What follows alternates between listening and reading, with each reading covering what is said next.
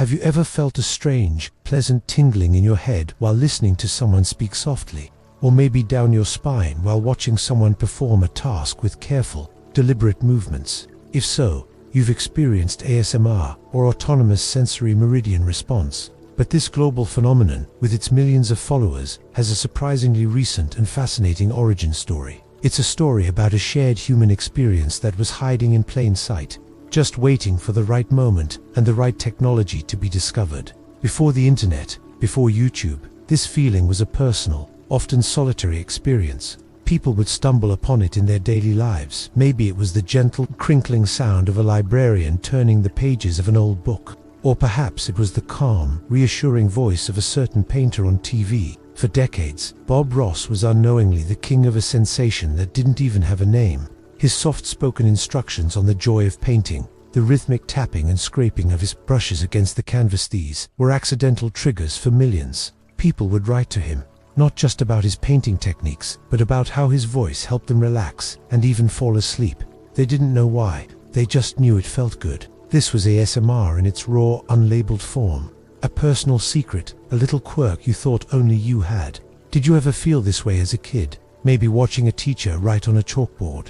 These were isolated experiences, like tiny islands in a vast ocean. No one knew others were out there feeling the same thing. Then, the internet happened. In the late 2000s, forums and message boards became gathering places for people with niche interests. On a health forum in 2007, a user posted about a weird sensation they'd felt their whole life. A pleasant tingling that started in their head. The floodgates opened. Hundreds of people replied, saying, "Me too. I thought I was the only one." They tried to describe it with phrases like brain tingles or head orgasms, but none of these names really stuck. They needed something that sounded more legitimate, less strange. This is where Jennifer Allen comes in. In 2010, frustrated by the lack of a formal term, she decided to create one. She wanted a name that sounded scientific, objective, and neutral. She broke it down. Autonomous, because it happens on its own. Sensory, because it's related to the senses. Meridian, a poetic word for a peak or climax. And response, because it's a reaction to a stimulus. And so, Autonomous Sensory Meridian Response, or ASMR, was born. It was the perfect name. It gave the community a banner to rally under and gave the feeling an identity.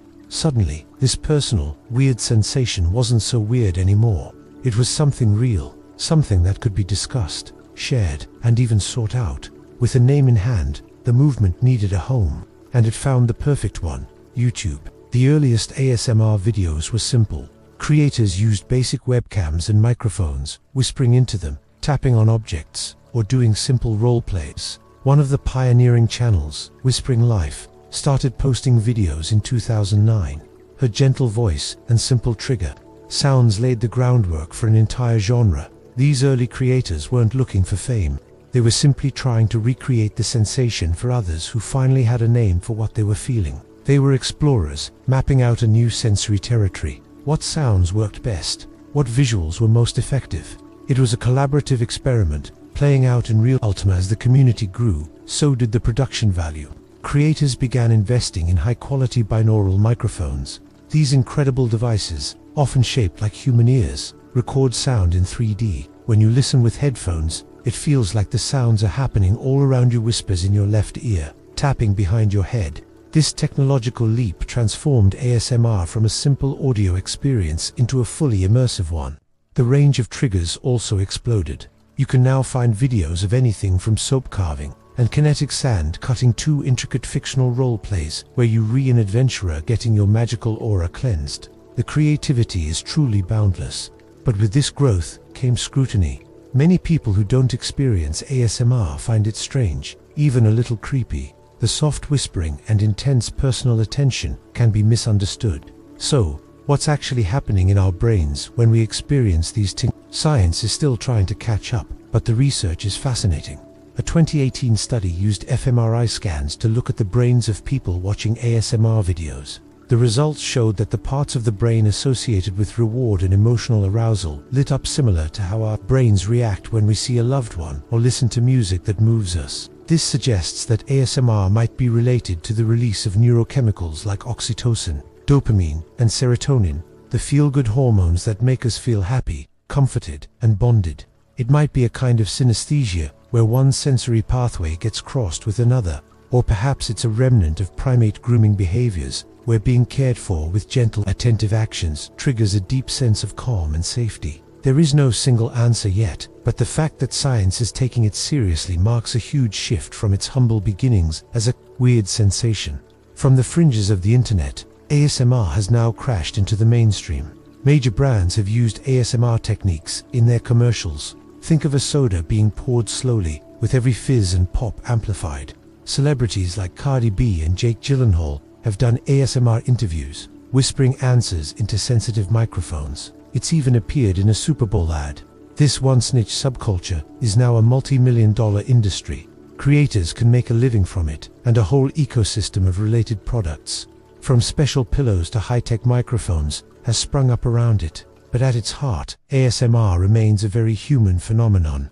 In a world that's often loud, chaotic, and stressful, it offers a quiet corner of the internet where you can find calm, comfort, and a sense of personal connection. For many, it's more than just tingles. It's a tool for anxiety relief, a cure for insomnia, or simply a way to feel less alone. It's a testament to the power of community and the internet's ability to connect people over shared, unspoken experiences. It all started with a simple question on a forum: does anyone else feel this? And the answer, from millions around the world, was a resounding and very quiet yes. So, the next time you hear a gentle whisper or the crinkle of paper, you'll know the incredible journey behind that simple sound. A journey from a nameless feeling to a global digital wellness movement. What do you think the future holds for ASMR? Will it become even more integrated into our daily lives? It's an amazing story to be a part of. Thanks so much for watching, and if you enjoyed this little trip down the rabbit hole, don't forget to like and subscribe for more stories from the internet. See you next time.